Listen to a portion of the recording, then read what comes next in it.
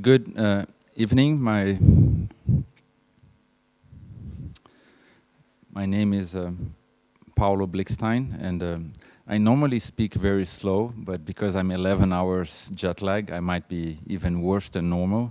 So if I start like being very slow, let me know, and I will try to fix it. You should put something in the water, maybe. You know, like. So I'm an assistant professor at Stanford University, and I'll talk about the FabLab at School project, which is a project that's taking fabrication labs to K-12 schools, so high schools and middle schools in different countries. And so let me start by saying why we need Fab Labs in schools. So I've been working in this field of education technologies for about 15 years. And I've done countless workshops, and I develop technologies, and my colleagues as well. And we propose changes, we build tools, we train teachers, we do things in schools. And when we leave, most of the times things just fade away. And one of the reasons that all of these education technologies they fail to grab hold in schools is that we don't have a good place for them. And just imagine if you like sports and you're a student, you go to the gym, you have a coach there that can help you improve, you have your friends who like sports and all of that, and you have a space to do sports.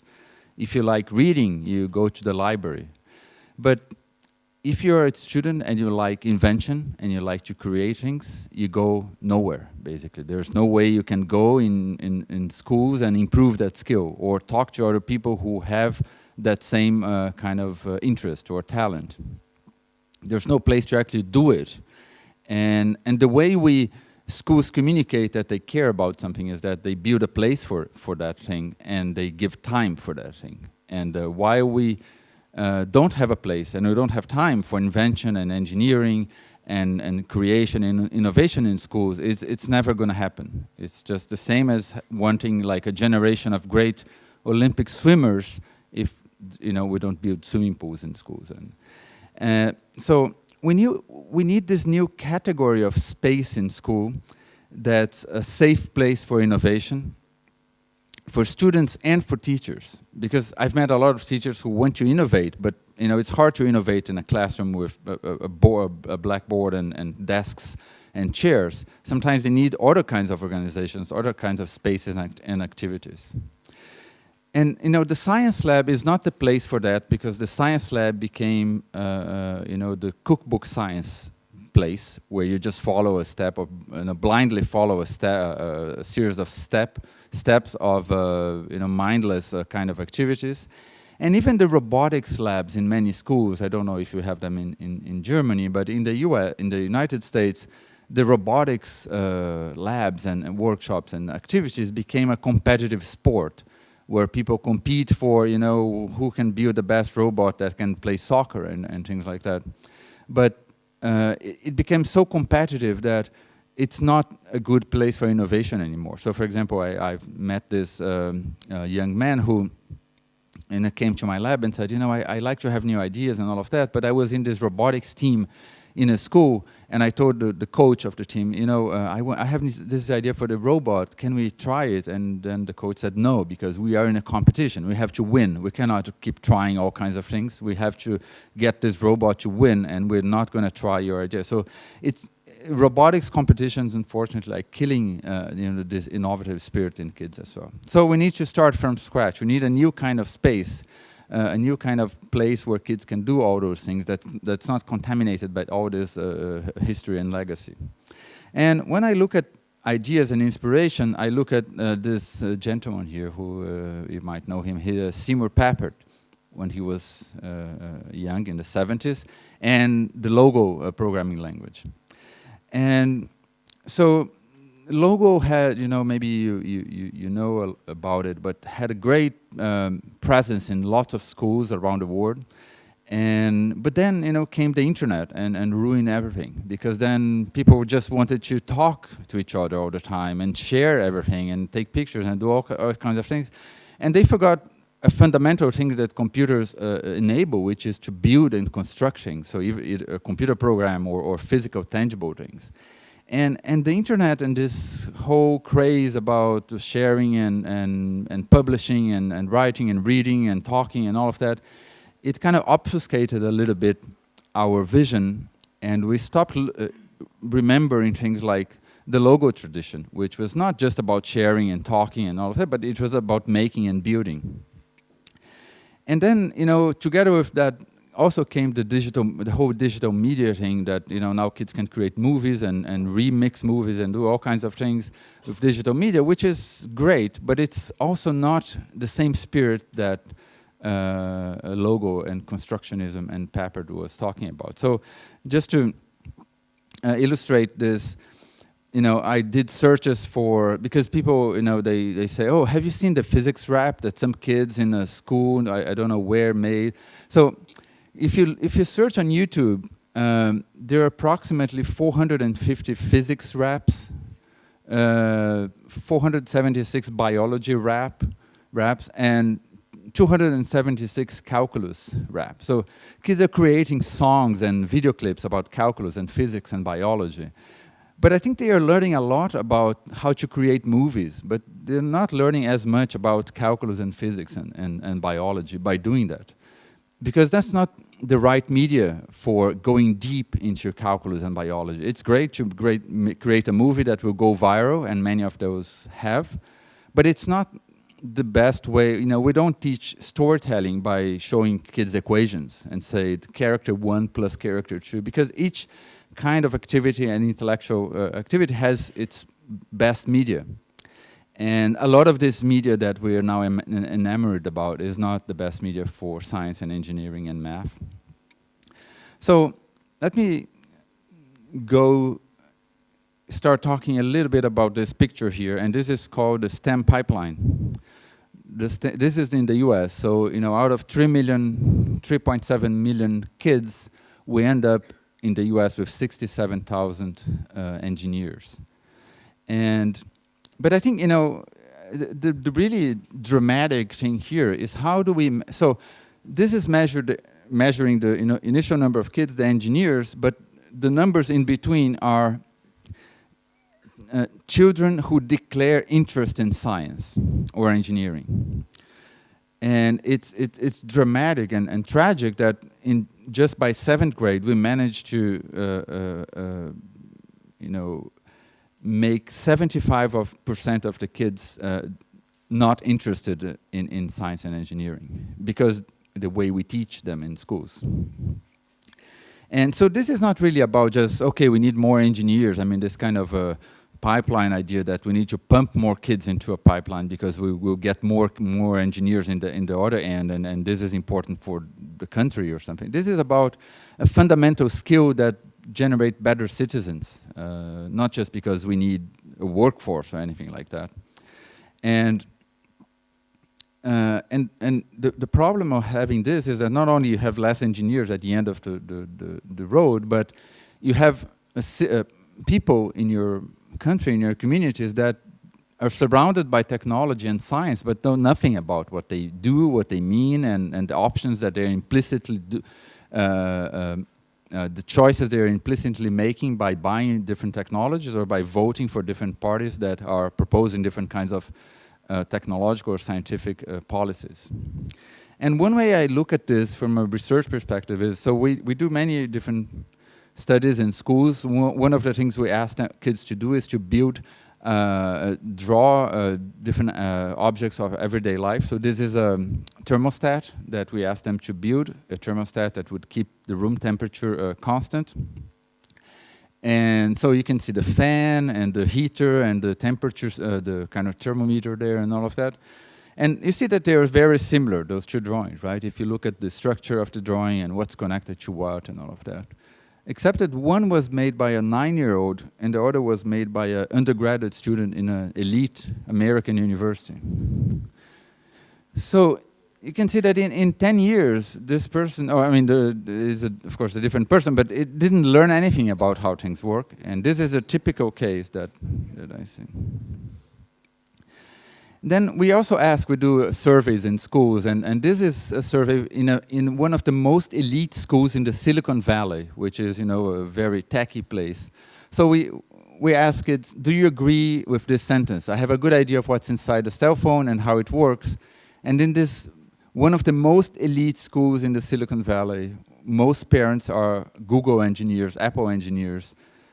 80% of kids, they disagree with that. They have no idea what's inside a cell phone. And just about 20% slightly agree, or basically no one really knows what's inside a cell phone in the Silicon Valley, in the most elite school in the country. Well, so this is one of the points. We need people who really know what's surrounding us, how things work. The second point is that the research on STEM career choice, so STEM is science, technology, engineering, and mathematics. So the research on STEM career choice, this is a very recent paper from these two researchers, American researchers, Maltese and Thai. People used to believe that this was the right order, that you could predict science and engineering career choice by looking at course taking. So if you take lots of math classes, you're more likely to become an engineer. Or if your performance is good, so if you have lots of A's, you're more likely to become an engineer. So it's a good predictor.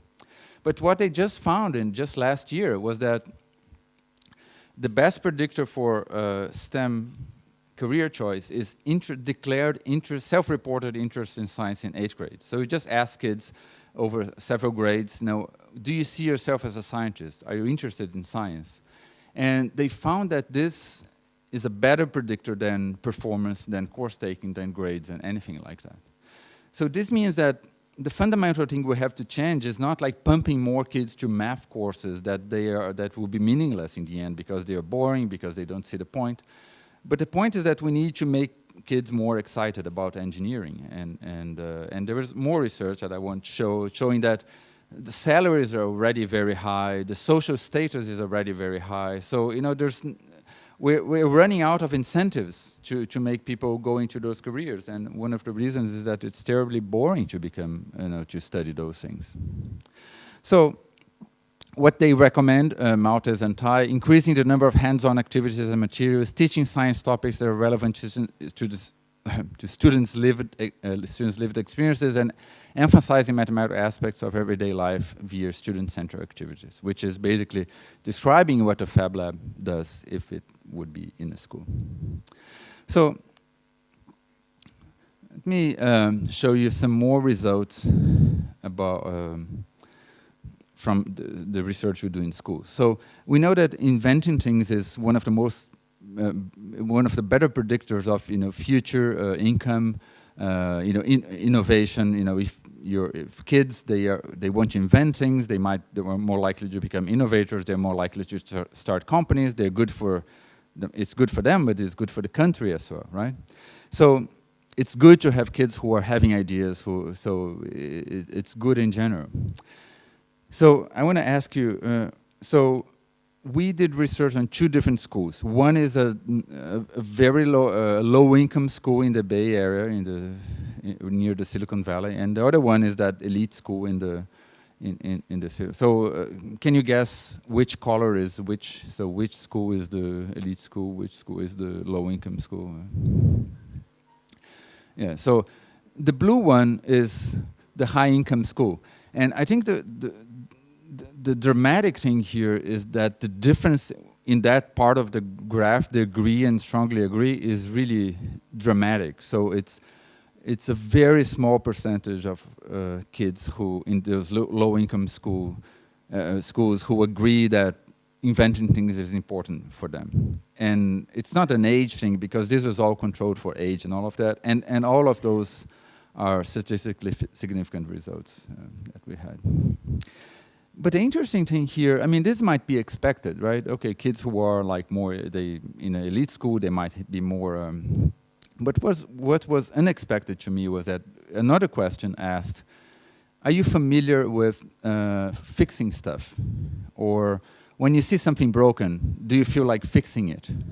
And again, I will ask you the same question. So which which bar is which. And well, yeah, I should have changed the colors because now it makes it. But anyways, it's the same thing. And the surprising thing here is that those low-income kids, they say, when I see something broken, I want to fix it. And it's kind of shocking that the high-income kids, only 10% of them see something broken, they want to fix it because they just want to buy something new, right? And the point here is that fixing things is a form of invention too, and it's a form of creation and recreation. So there is a secondary benefit of this use of Fab Labs in schools, which is convincing and showing to these low-income kids that what they already do, fixing things, repurposing things, that's invention. That's a valued social activity, that's economically valuable activity, and they are already being inventors and creators, and we just need to show them what they're already doing and add value to that. So that's point number 3 that I want to say.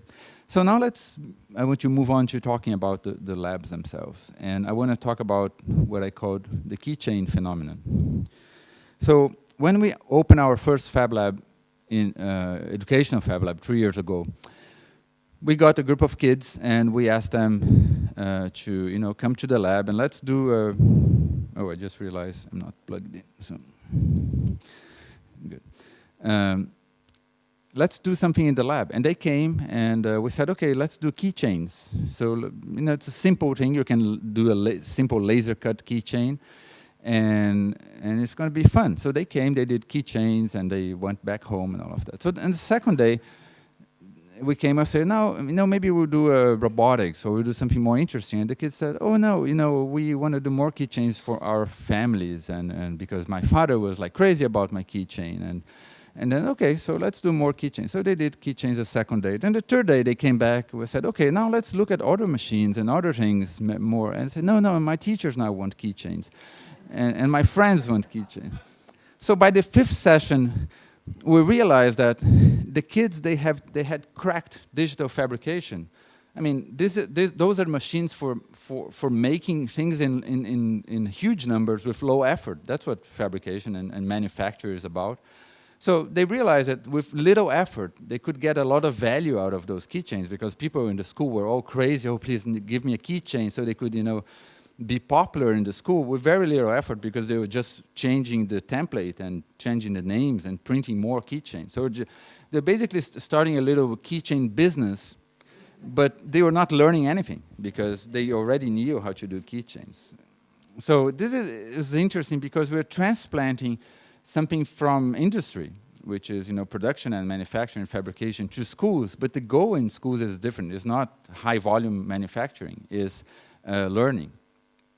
And a lot of time, oh, I forgot to show. Those are some of the keychains, like sports keychains and things like that. So one of the big dangers of fabrication labs in education is that we might do all these hands-on things, but they might be very trivial. They might be there might be very little learning going on, because kids might go to this local minima kind of situation where they know how to do something very simple, and that something very simple gets them very far in their social circle, or that can impress a lot of people, but they're actually not learning anything. So that's what I like to talk about this idea from Edith Ackermann, who is a researcher a Swiss researcher now at MIT, that she talks about. It's not just hands-on, but it's also heads-in. So you have to do deep thinking about what you're doing. It's not like, okay, hands-on is intrinsically good and we'll all be happy and all of that. So hands-on and heads-in. The other thing I want to talk about is this picture here. So this is what I call a motivation plot. So we ask kids to draw those plots at the end of our workshops, where they talk about how motivated they were. And I was expecting in the first place that this would be like a line, or exponentially like increasing line, because it's so cool there in a fabrication lab and all of that. But this is what we get. And what does this mean? Is that creating and inventing and engineering is hard. it's not like, it's not fun all the time. And there are many cycles. So you get something working and then you're all excited, but then you realize it's not robust and you need to do more kind of testing. And testing is boring. No one should do testing. People just want to, you know, come up with like new ideas. And then you test it and it works, and then you go through another cycle. And what happens is that in many schools that I visited, either people would start on that first peak. So when things work, okay, great, kids, you got it, it works. But the kids never go through this experience of making this first version of a product, a robust product. And there was a lot of very important learning that happened in that. And if you're engineers, just like I am, you know that engineers, they learn a lot by making robust products. You know, there's a lot of learning that goes into that. So either people stop or they give up, because going through those valleys is very hard for a teacher to facilitate and all of that. So that's why I call that, you know, Fab Labs in schools are, they are not just fun, it's hard fun. And this is from Seymour Papert. So it's hard fun. It's not, you know, you take them the first day, they're happy, but it's hard. We have, you know, teams of people that we train to facilitate these workshops, and it's not just always super fun. So this brings us to this, the Fab Lab at School project, and we have labs now at Stanford, it's the pilot lab in Moscow, in Russia, in Palo Alto, and we're building two, one in East Palo Alto in one of the schools that I mentioned there, and then one in Thailand. And we have partners in India, and we're talking to other places like Singapore, South Korea, Finland, and Brazil. And we also organize an annual conference called FabLearn that I will talk about later on. So let me just quickly show you some of the things that the kids do. So we asked them in first place, bring problems from your home and let's build inventions to solve those problems. So this is from Russia, and you know, a big problem that people have in Russia is that they have to cut potatoes for the salads and beets and things like that. So this is a salad maker. So the salad maker has motors and has a grid of very thin wire here. And then it just presses all these, you know, vegetables against this grid and cuts all the things automatically. So this was a girl, a 15-year-old high school student that said, yeah, that's the problem I want to solve. And she built a salad maker. There are some other things like kids who wanted to save energy. So they devised a system to, it's a laser-based system that can keep track of people coming in and outdoors. So they can install this in your living room and keep track of how many people are inside. When the room is empty, then they had another thing that you can see there, that it's a little electronic finger, a robotic finger that turns off the power strip, like this thing. So it turns off the TV or turns back on when someone comes in.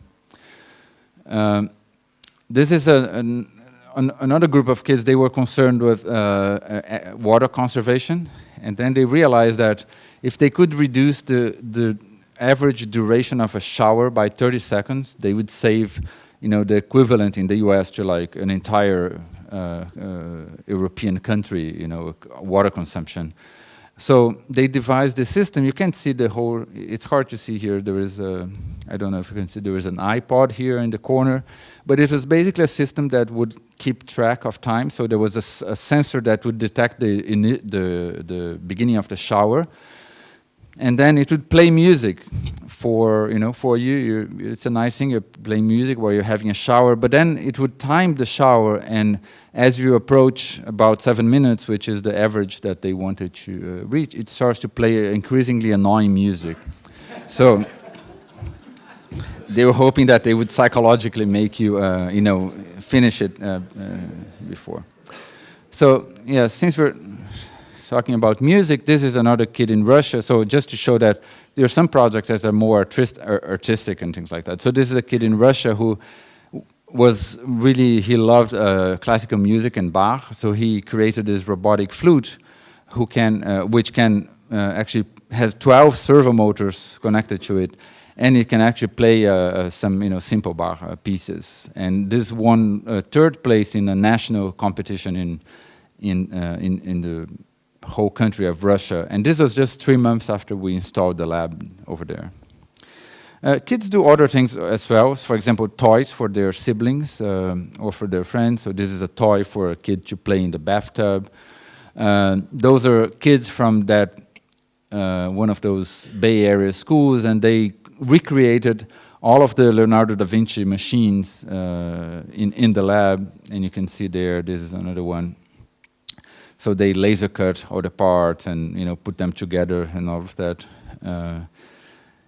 There are also projects in history. So for example, one of the history teachers asked the kids to choose a historical figure and create a historical monument for that person. So this is one of them. This is a monument for Rosa Parks, who you might know, the person who in the civil rights movement, sat on a bus in the US. So they built this historical monument that has an acrylic bus over there and all these things, all this, fabricated in different machines and all of that. Those are two girls that had this, another kind of problem. So the girl on the right had this, her sister just had a baby, and then she had to, the baby was crying all the time, as you know, and then she had to go run and rock the stroller for like 5 minutes. The baby would stop crying, and then she would go and do stuff around the house. But then 5 minutes later, the baby would again start crying and all of that. So she had this idea of a stroller that would automatically respond to the baby crying and rock itself. So I don't know how. So this is the final product that when she was presenting, she was from Brazil. I don't know. So that's not a real baby there, but it's a stroller that when there is the baby cries, it rocks itself, and then it stops when the baby goes back to sleep. So that's another example of how you can bring all kinds of problems from your daily life, from things that matter to kids, and then engage them in doing these projects. And by the way, this girl, one of those plots that I showed that was like this was from her. So just to show that this is not like, as I said, it's not just fun, it's hard fun. So another kind of project that we do, I call bifocal modeling. So bifocal modeling is an approach, and I won't get into much detail, but you can think about it as a way of infusing science into fab labs. And the way we do this is by having kids build physical models of a particular scientific phenomenon and a computer model of that same phenomenon, and then connect them in real time, and then do many iterations to improve their own computer model. So it's basically, this was, a kid said, I think the gases, they work in this way. And then he went there and programmed a model that exhibited some behavior, but then you say, now you have to build a physical model and connect this in real time. So when you press the syringe there, it presses this virtual syringe as well at the same time, and then you compare the pressure and temperature and see if it matches. If it doesn't match, you go back to your model and change it. So we are using this approach in Fab Labs because sometimes you want to do engineering projects like the ones I showed before, but sometimes you want to do more science projects, and this is a great context for that. So, for example, this is one also from Russia. The kids were investigating diffusion. So they built this physical model that had two liquids at different temperatures and different colors, and that they would mix in this auto container. And then they had their computer model of diffusion there, and those were connected in real time. So you can't really see the two curves. You can only see one, but there were two curves, one coming from the physical model, one coming from their computer model, comparing the diffusion in both models. And then they would go and change it and improve it and all of that. And of course, all of this was laser cut and a lot of Fab Lab kind of technologies there. Those are not kids from Russia, as you can tell from that guy over there. He can't come from anywhere else except from Russia. And so they were interested in bridge harmonics. So when do bridges break, when they start like shaking or vibrating. So they built a system of a physical bridge where you had lots of different sections, and this bridge would vibrate using a eccentric motor, and then they had their computer model of the same thing, and then they would run the bridge, vibrate at different frequencies, and run their computer model at different frequencies until they would break, and then they would, go back and refine and all of that. But then again, all of this, it can't be done without, a laser cutter, without this equipment. Otherwise, it's just takes too much time. It's too complicated to make. So it opens up a lot of interesting scientific experimentation possibilities, and this approach is something that we created to make that possible. So now let me play a little video of one of the girls that worked with us in the US. Let's see if the... It's kind of feels scientific, but this isn't the kind of science I do. So actual, so this is science, but like biology and chemistry, not fun, but this is fun. So, this is different. I think this is science, though, probably, right? Like at school, we learn about like body health and organs and things like that. And here, we learn about how to create stuff using science, so it's a little different and funner. So this is Shakira, one of the students who worked with us. So, by the way, can you hear from the back, like the speakers? Yes. Okay, great. So let me just go back to this slide for a little bit, where we're asking kids, is inventing things important for you? Because we know that this is an interesting predictor of if kids will be innovators, it will do all kinds of things. And we remember that there was this huge disparity due to among the low income and the high income schools. So we did another part of this research. We actually had a comparative study where we asked kids who did not work in the fabrication lab and kids who did work in the fabrication lab the same kind of question. So we just did some of these regressions. And then, so people who used the lab, people who did not use the lab, it was more or less the same. Inventing is important or not important for me, or to say. But people who use the lab, if you compare the two red bars, there's a huge difference. So inventing, and this is all statistically significant. I'm not going to talk about p-values. You can, but so it does increase your willingness or or the importance of invention for you, and from what we're able to tell. The other thing that's interesting, and I don't have a very good answer to that, is we ask this other question: do you agree with this sentence? I like making stuff, but I'm not very good at it. So, people who did not use the lab, they kind of, it's a tie. They say yes, they say no, I agree, disagree. But people who did use the lab, there is a huge, jump in so after using the lab, they agree more with that sentence. So they like making stuff, but they don't think they're good at it.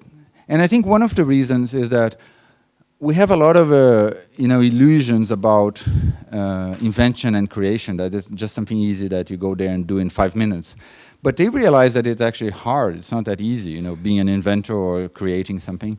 And they are aware that, oh, I'm not good at it, so I have to improve. So that was a surprising but very interesting result as well. So, but the kinds of assessment that we need to look at what people learn in those labs, it's really hard to do with simple surveys and all these self-reported questions, because it's really fundamentally about a process and not about a result or a final product. So we've been looking at new methods to look at what people learn in fabrication labs, students. And it looks a little bit like that. So this is a visualization of one of those things where you have, in a classroom, people end up doing, 50 different, finding 50 different ways to solve the same problem. And so we're creating all these visualizations and ways of documenting and automatically collecting data to analyze it. So let me give you some examples. So, this is we ask kids, for example, one of the standard instruments we use is about like sprinklers that are wasting water or things like that. So this is a pre-answer. So they write, you know, sprinklers should have a thermometer or something like that. So this is the pre-Fab Lab, and this is the post. So here you can obviously see a huge difference how it's, you know, the kids are thinking in terms of schematics and algorithms and all of that. But the point here is that it's really hard to do this manually, to analyze each of those drawings. So we are building a computer vision software that can automatically recognize, excuse me, and categorize features of those drawings so that we can see if not as well as a human coder would do, but at least categorize if people are getting better at representing the problems that they're looking at, and categorizing different kids in different bins to see if their constructive strategies are changing or not. So this is one of the assessment techniques that we are developing using computer vision to automatically interpret drawings. Another one is looking at using panoramic cameras to look at how people are collaborating in the lab. So this is also computer vision stuff that tracking where people are, how they are collaborating, where next to which machine they are most of the time, and all of that. So again, automatically trying to determine a lot of this stuff.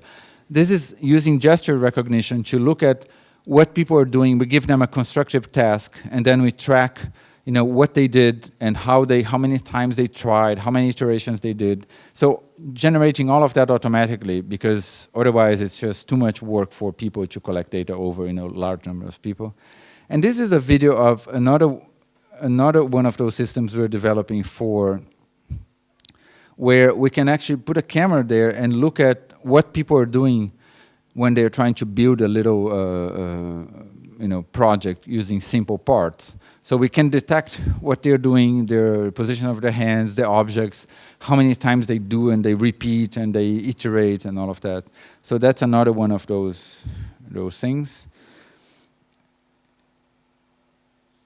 And this is another one where, and I just want to play this for a little bit and then stop at,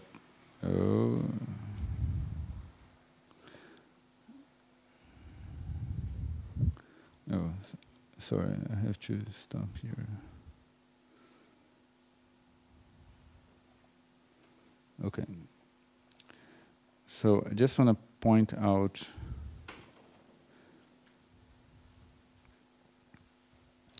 so, oh, God. Okay, now all the surprise was, okay, slowly. Nice and slow.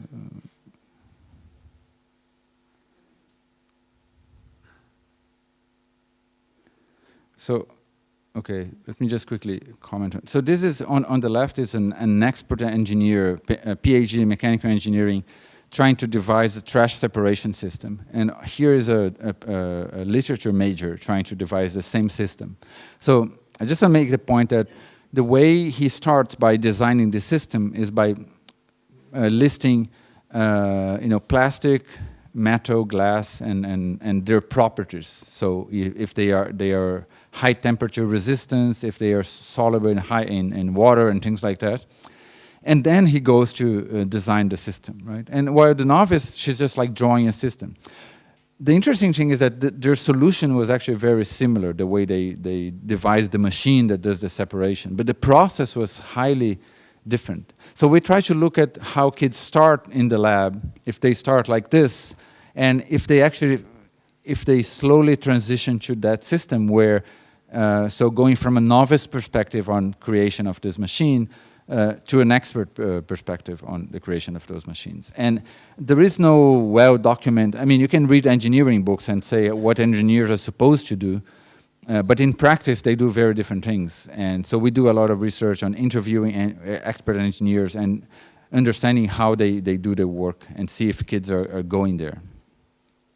So let me just, so one last of those assessment instruments that we're developing. So this is a test that we developed called Sensor Actuators in Logic.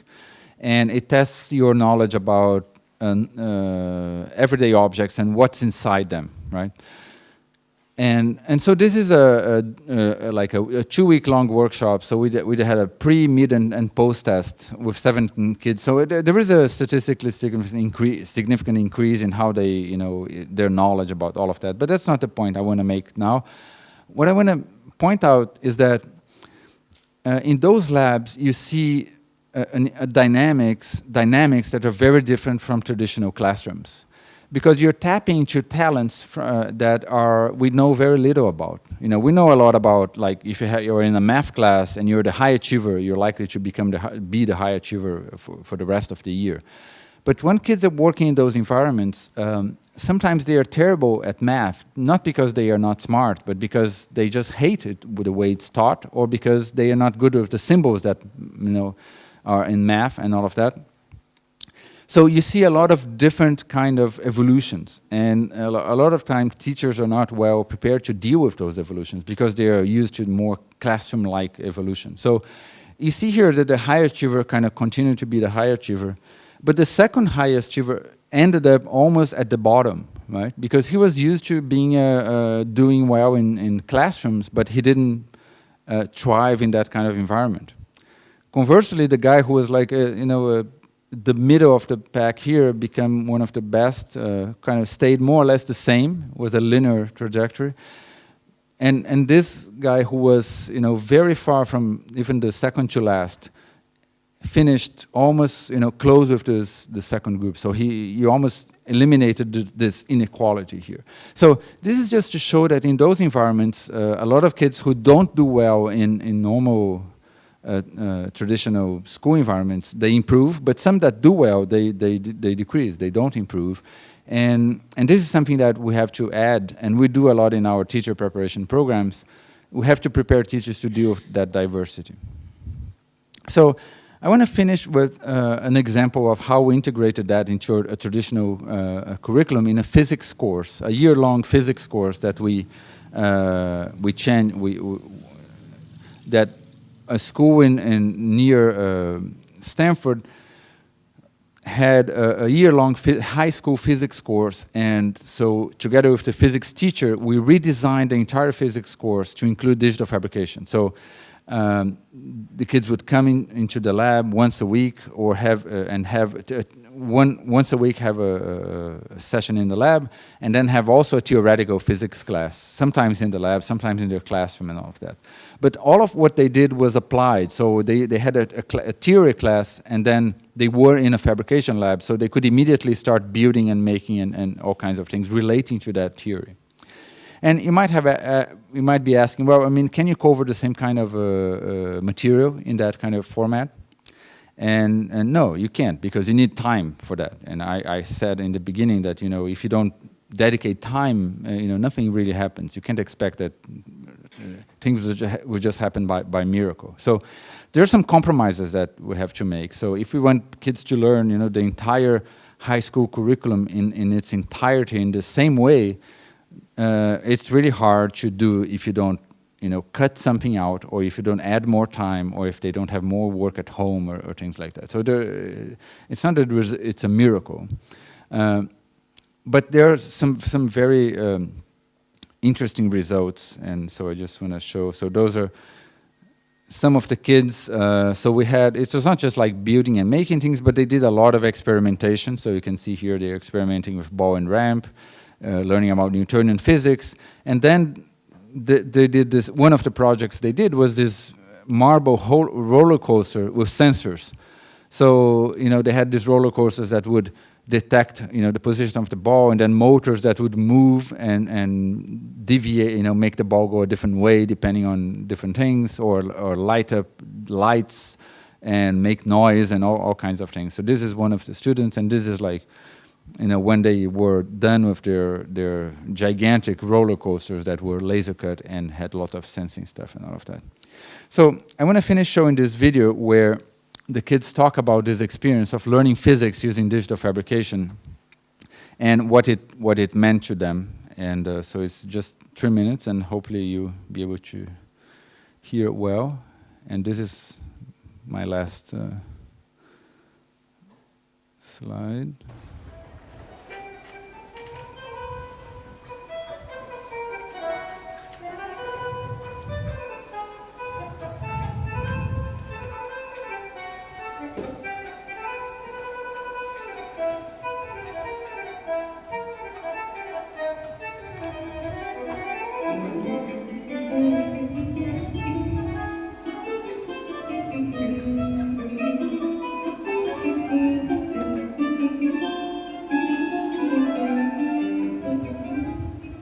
My name is Elena Rodriguez, and I'm a senior in Spalto Academy High School. So it was very, I thought it was really fun, really cool. Hi, my name is Blikstein, and I'm a senior in Paulo High School Academy. I have learned a lot in this class. We are doing a project that we have to make a roller coaster. But once we got to do this project, it wasn't just about learning the material, it was about applying it as well.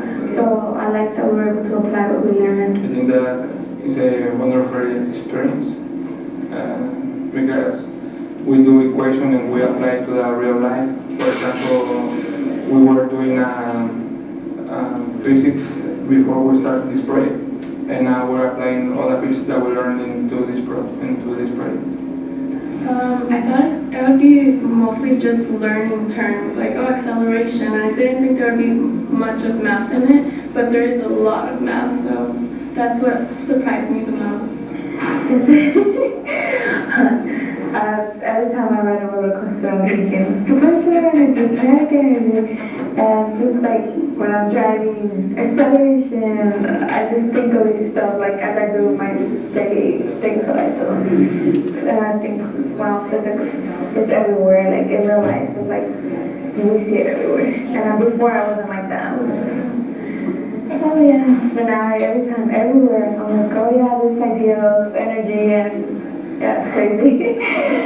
Well, I think I do it all the time now because we learned about acceleration and motion. So every time I'm in the car and my dad starts accelerating and I go back like, oh my god, it's acceleration. I just can't get physics out of my head anymore. Yeah, I mean, those are good things. I think, well, if I'm building something, well, I know, like, for example, with the loops, when we had I learned that if we don't have enough speed coming from wherever we have something coming from, if it doesn't have enough potential energy, it's not gonna go through the loop.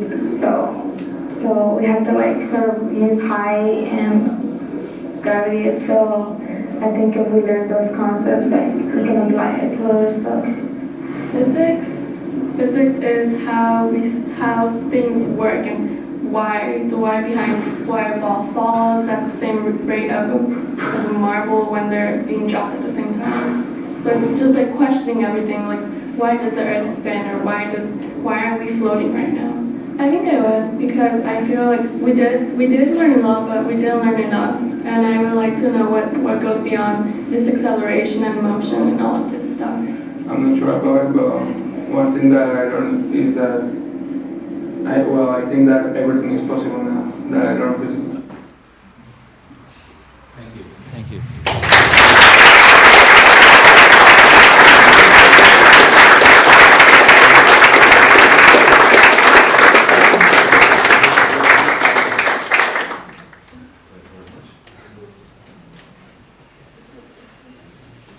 Do you have any questions? Yeah. Thank you. That's a good question. Thank you. It was a good presentation. I was questioning if you were talking about the learning and the two examples, one of which was the key chain effect, and the other one was the sheet where you showed different types of rep forms, and you said this is not the type of formal learning, or this is not actual learning. I want to know what you meant by that. What I meant was that a lot of times the technology is like the tail wagging the dog. So it's the technology driving what kids do, not the learning objectives. So in a lot of classrooms that I see, for example, iPads being used. So what ends up happening is that people do what iPads can do, even if they're teaching math or science. And iPads can do movies, can do drawings with your finger and all of that. But you can't really build a device with an iPad. It's not that kind of thing. But because people get enamored with the technology, sometimes they say, oh my God, I have to use iPads to teach math. So how do I do it? So what they do is they say, okay, kids, let's do a rap about, you know, physics, or do a movie about physics or chemistry, which is, I'm not saying it's good. I mean, it's bad. It's a good thing, but it's a technology driving the learning, not your learning goals driving your choice of technology. So I think what I meant was that, you know, making music videos about math, even though it's cool and nice, it's maybe not the best way to use technologies in classrooms. It is an expressive form, but I think my point is that it's a good introductory activity that you can do with kids, and it's an expressive form, but it's not using the language of mathematics and science in a way that's empowering as much as it can be. Because so it's the same way you don't, I mean, you're learning about storytelling, you're learning about editing, you're learning about expressing ideas, but what mathematics and science is supposed to be is, you know, tools to help you understand the world and model things around you. And I'm not sure that a lot of those raps that I watched online, because they're a lot of fun, it's mostly a textbook description of calculus being made into a song. So it's not, you know, that. So I'm not saying that that you shouldn't do that in classrooms. I'm just saying that that's a great activity, but it can't be just that, right? And then you can't say, oh, now we're done using technology because everyone made a movie about math.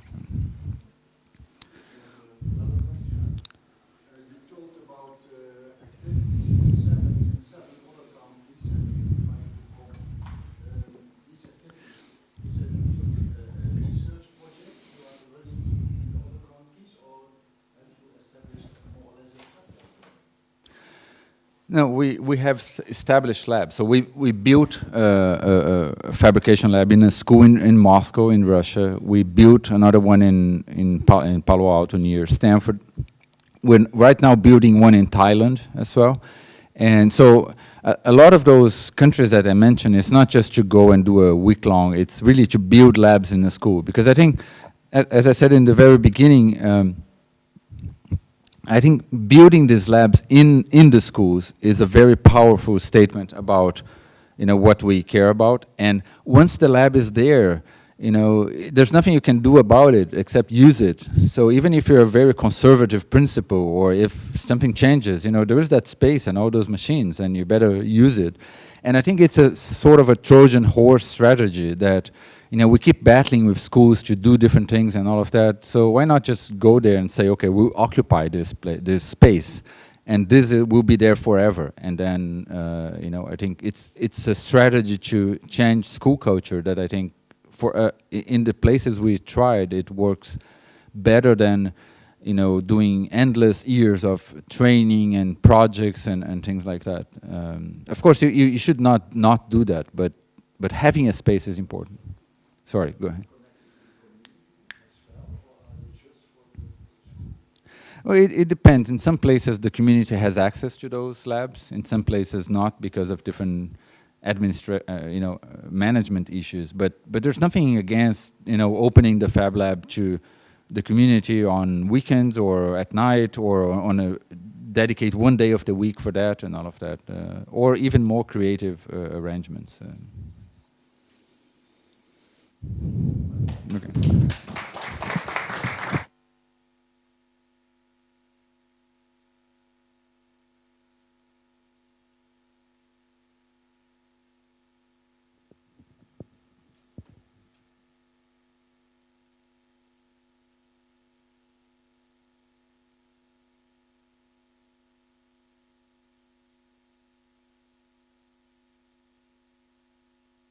So, thank you very